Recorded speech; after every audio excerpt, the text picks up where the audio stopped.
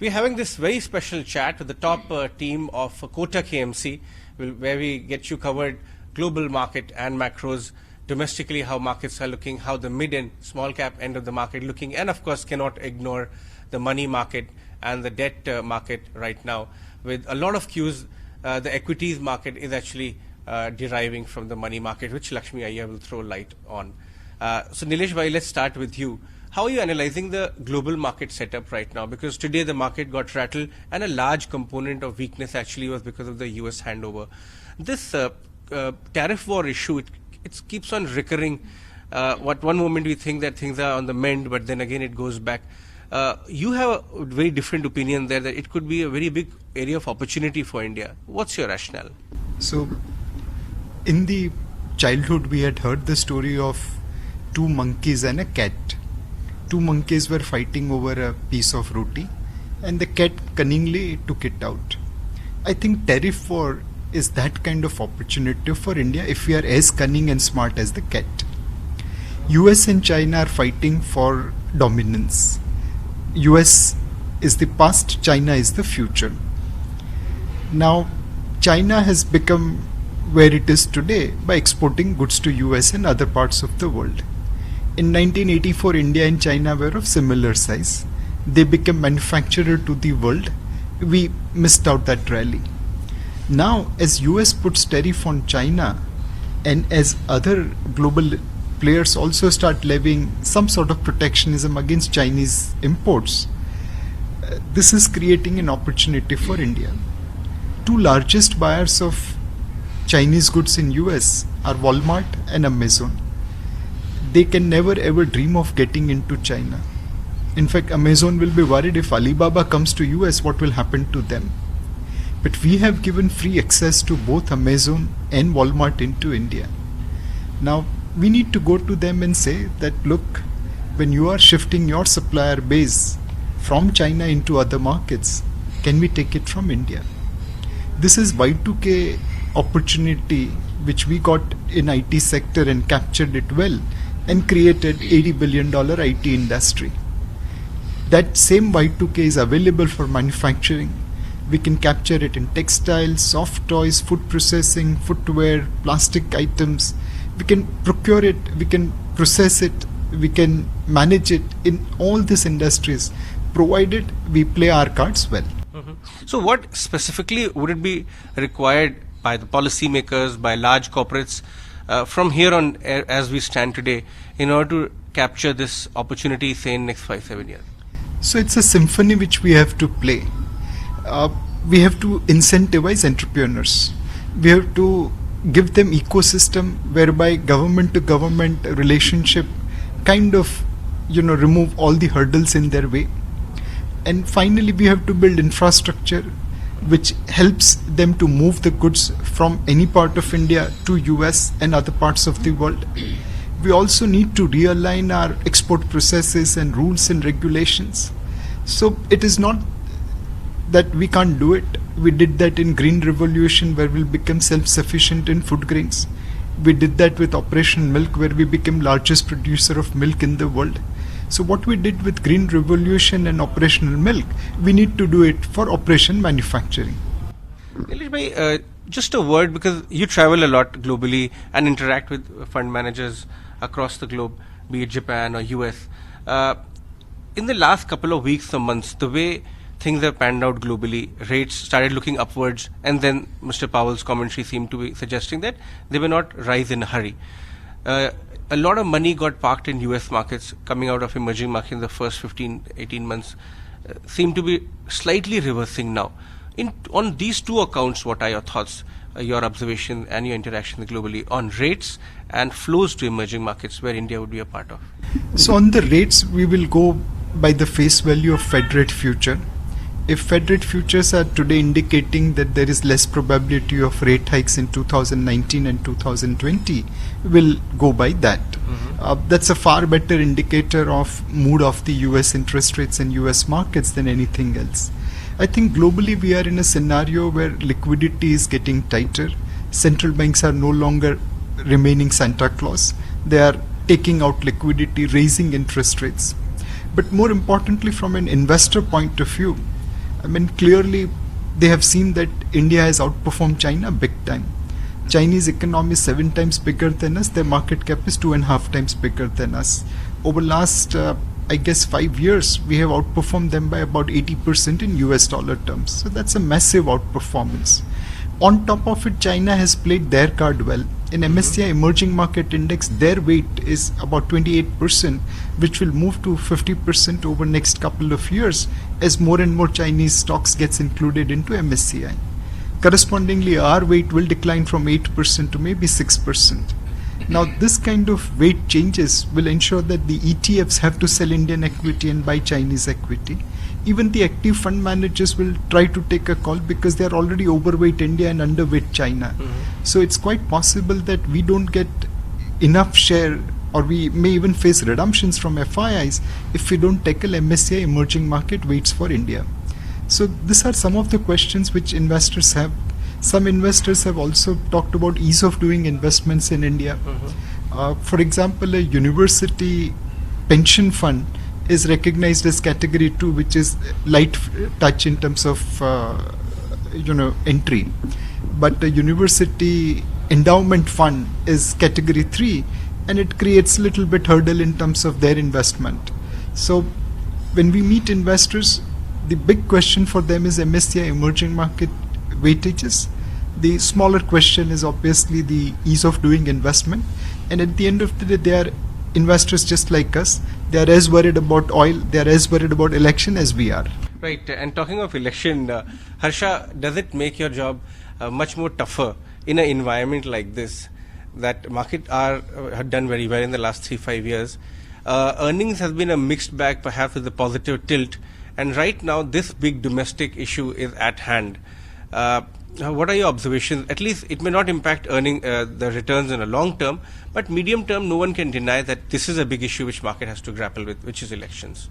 Sure. I think in the very short term, liquidity and sentiments usually drive the markets, but in the longer term, usually fundamentals take over. As far as we are concerned, most of the macros which were adversely impacting our economy have turned favorable now. So the only issue that is in front of market, which is imponderable in that sense, would be of elections, starting with state elections and its likely impact on the general elections.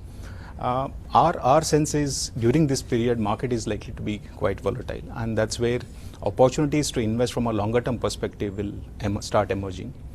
We believe that the valuations have corrected significantly in the last 3 or 4 quarters.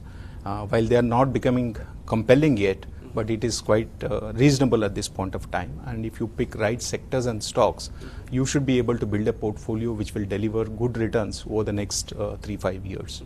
Harsha, when you look at the sectors, some of the large ones, is it a bit worrying that autos is going through a slowdown?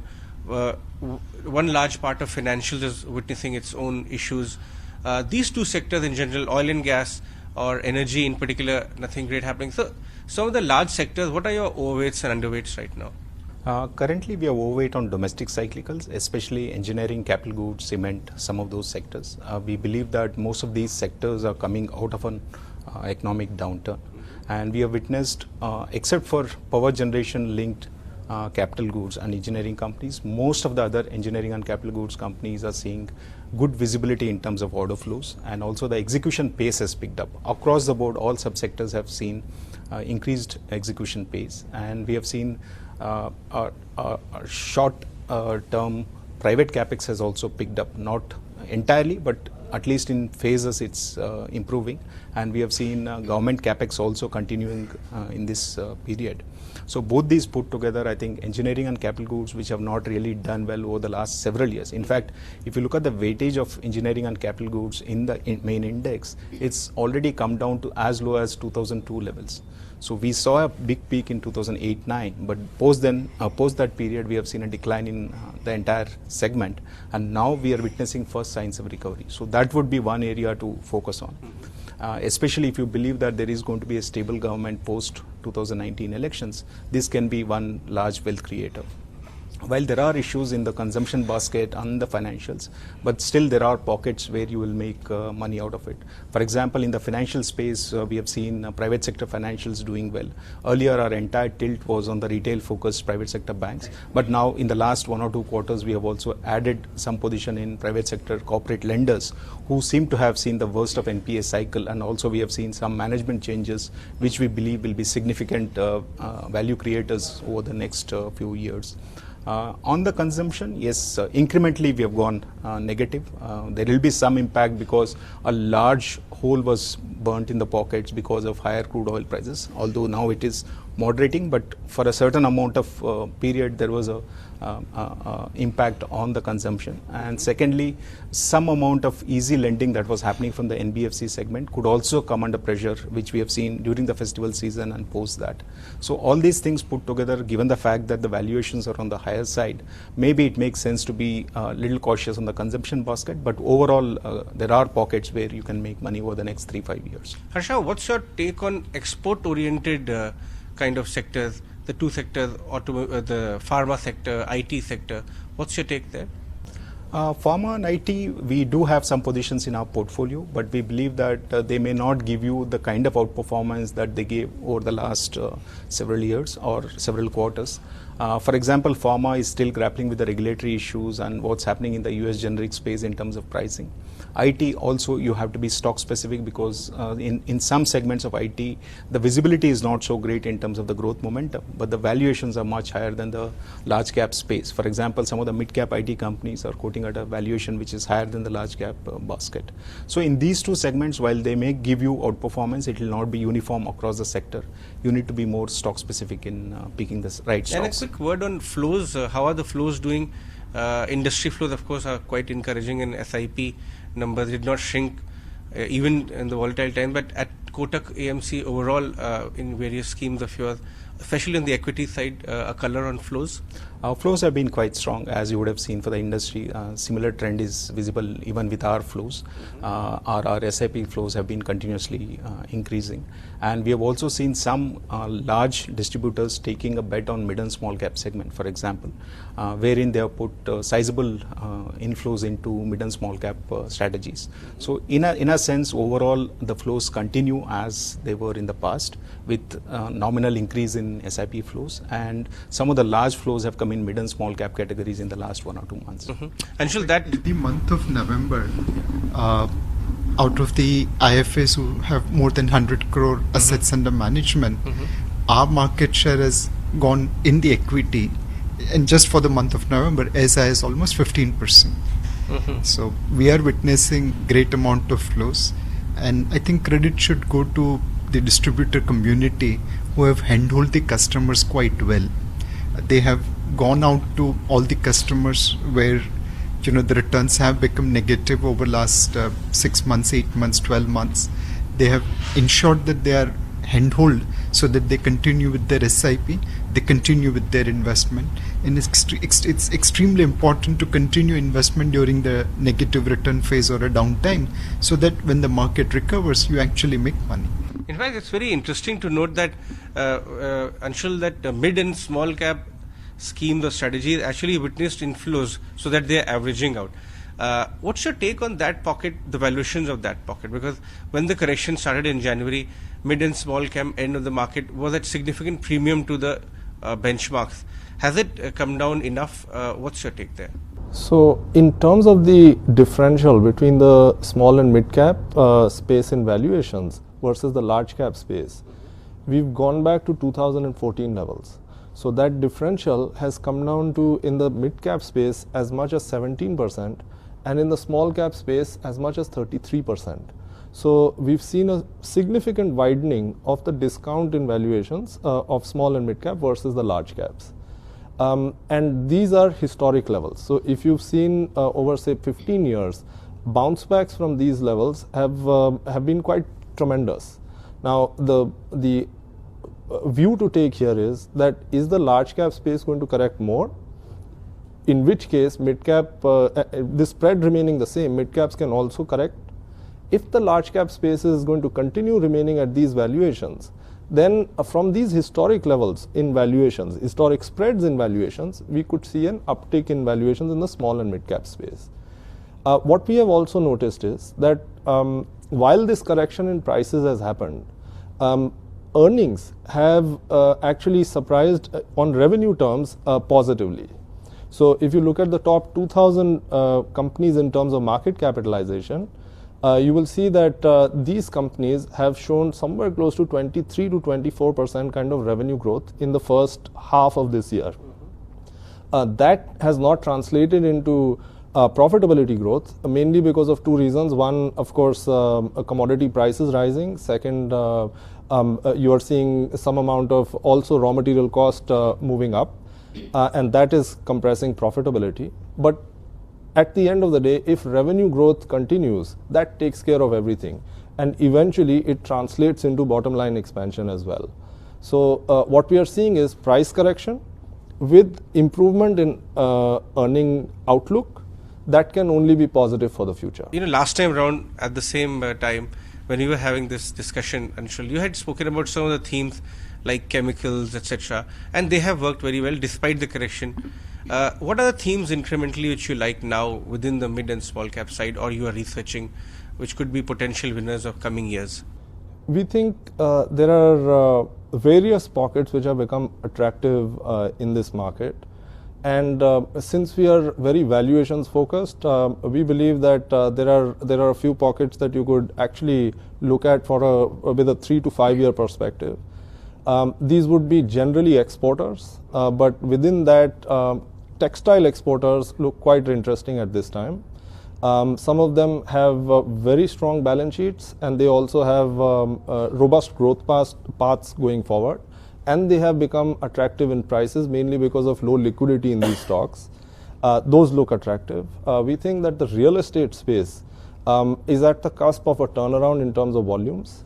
It may not be at the cusp of a turnaround in terms of prices, but in volume terms, probably next year will be a very different year from what we have seen over the last 3 to 5 years.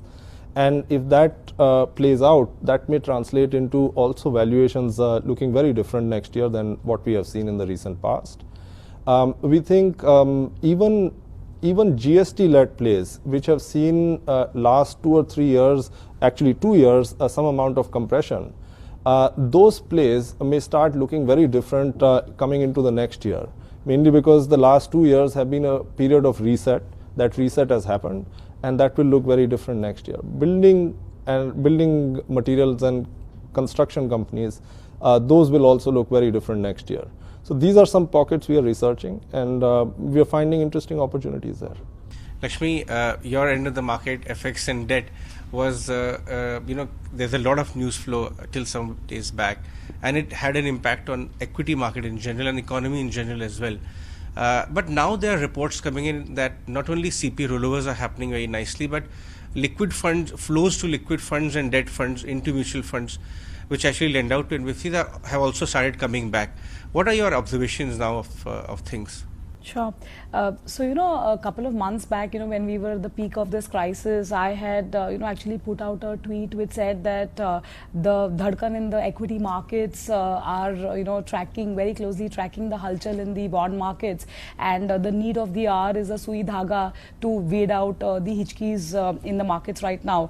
And truly so, as you rightly observed, we've got a couple of sui dhagas. One of them is clearly open market operations, which has ensured that the Reserve Bank of India continues to purchase bonds to ensure there is a flow of liquidity.